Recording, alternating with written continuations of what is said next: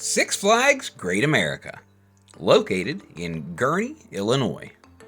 This is Clay with the Pennsylvania Roller Coaster Club, and today we're here to look at the coaster lineup at Six Flags Great America. But first, if you're not already a subscriber to the channel, please consider doing so at this time. Just being a subscriber automatically enters you for free into the 2024 Season Pass Holder giveaway.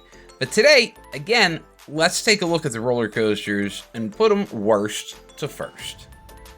Now, Six Flags Great America, guys, is the largest park to service the Chicago metropolitan area. And as many of you may be familiar, it had opened in '76 as Marriott's Great Adventure. And they had built an identical park out in California that shared the same name, Great America. Now, those two parks, they do have a pretty uncanny resemblance to one another, from all perspectives given. And back when ownership had started to break apart and the two parks were separated, that's where the differentiation, really started to set in and take place. But, this is just a massive park and a beautiful park and a tremendous park. A park that has an incredibly diverse lineup. Funny to say, especially now with SeaWorld going hog wild, I think they may actually steal this title away from Six Flags Great America, but I used to jokingly call this park the North America B&M showroom, because this park was just loaded with cool B&Ms and many other roller coasters as complimentary pieces. But let's take a look at what's here now and go from there. Number 15, Sprockets Rockets. Now, Sprockets Rockets, this is not a bad choice for a kids coaster.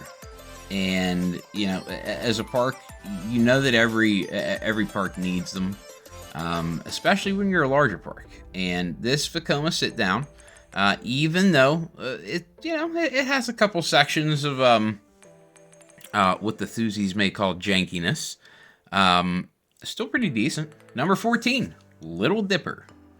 Now, Little Dipper was a transplant, and this is one of those old school from the 70s Philadelphia Toboggan Company coasters. This is a la Kingdom Coaster and the wide variety of Woodstock Expresses and what have you throughout the Cedar Fair chain. This one, by all accounts, it ran slower for me. My daughter rode it a few times. She said the same. And, that was our personal experience. We'd love to hear yours, though. Number 13, Joker. I personally am not the biggest fan of these 4D free spins. Comment below if you are, if these are your highlights for the day. But, for me, this is, I'll be honest, for me, this isn't even a real coaster. To me, this is like a glorified flat ride. And, maybe I catch a little bit of heat for saying that, but I'm sorry, that's what I feel. Number 12, the Dark Knight Coaster. Dark Knight Coaster, this is pretty cool. The way that Six Flags actually put some time, effort, and money into to making this a cool ride. Yeah, it's a mock, Wild Mouse. It's pretty cool. Pretty cool. The only difference is, everybody's facing the same direction here, and it's it is what it is, but it's fun. These mock indoors they're fun. Not really much spinning going on here, but you do get verticals, and yeah. Number 11, Demon. Now, Demon is one of 2 roller coasters to open with the park in 1976, and this ride has some interesting side notes about it. For instance, the rock work that we just went through on the POV, that was crumbling and was taken down earlier last season. So a lot of speculation came about, will this roller coaster be around? And yeah, nobody can be 100% sure, but I would have to imagine, if I were a betting man, that this park will not allow one of its original icons to perish. Number 10, Wizard. And really, number 10 is the reason that I feel so strongly about number 11 being saved. Because Wizard literally just went through the same thing. It was either keep it, refurbish it, and make sure that it's going to be around for years, or do nothing with it and take it out. And yeah, awesome decision. They kept Wizard, and it's phenomenal. It's great. To be perfectly honest, I think that it's better than Zambezi Zinger, the wooden coaster that was built to replace this style of roller coaster, this model of roller coaster, at good old World of Fun in Kansas City. Had a little brain fart there for a minute, but Wizard it's a great ride. I think the fact that Wizard is number 10 and Demon is 11 is a testament to the strength of the lineup. Number 9, American Eagle. It pains me that this ride is so low, to say that it's only the 9th best at a particular location. It is really cool. It's a great ride, and it's one that I enjoy. It's probably a little longer than it needs to be. Definitely some dead spots within the ride, but for the most part, this really is awesome. And it is Intamin's first soiree with the wooden roller coaster ideal. And if we didn't have this, would we ever have had rides like El Toro? And I honestly believe that is a fair question to ask. So yeah, American Eagle, to me, this is a national treasure, a roller coaster enthusiast treasure, and should be like some type of national landmark for that accord. And most importantly, it opened in 1981, and so did I. I was open for business in 1981, and that makes me old, which makes American Eagle old, which makes both of us vintage. Number 8, Batman the Ride. Speaking of vintage, do you remember in the early 90s, I believe now the common term for them is wax packs? There were baseball cards and football cards and hockey cards and what have you. Basketball cards were kind of catching on at that point, and they just sold them everywhere, and they sold so many, and they sold them so cheap, and 30 years later, everybody held on to it just to realize that there's so many in circulation that it's worthless. Do you get the moral of my story? Number 7, Superman, Ultimate Flight. This is a cool ride, but the more that I ride them, much like the Batman the Ride, the more that I ride them, the more that I greatly appreciate the extended layouts of the other rides in this model. So it is great, and it's fun, and I still remember my first time riding this model. And I do absolutely love it. It is cool. But, you know, it's short. And there are some dead spaces and some lost opportunities within this layout. But hey, number 6, Viper. Man, I hate to give Six Flags engineering this much credit, but oh man, I can't believe I'm about to say this. These guys built a banger. Viper is, and I don't know why, it's just not talked about as often as it should and needs to be. This thing is killer, and it tracks unbelievably well. Like unbelievably well. It's crazy how well this ride tracks.